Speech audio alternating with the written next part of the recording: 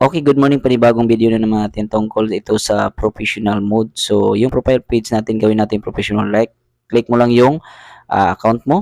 Pagkatapos, hanapin mo yung tatlong tuldok o guhit. Ayan. Dito yan sa gilid yan. And then, click mo yung turn on professional mode.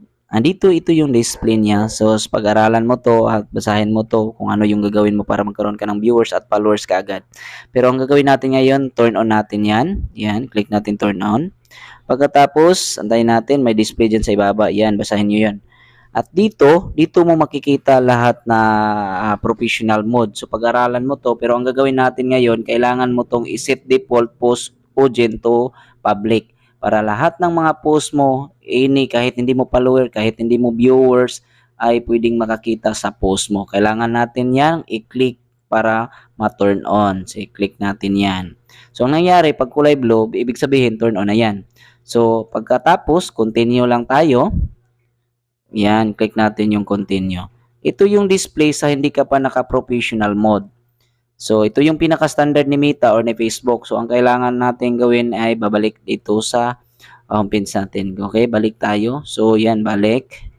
Pagkatapos, ito na yung display niya. Balik ulit.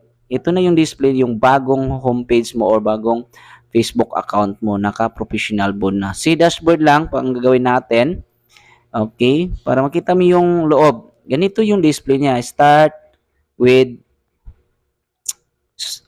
level. So, itong mga level, kailangan mo itong ma-finish para magkaroon kayo ng followers at viewers.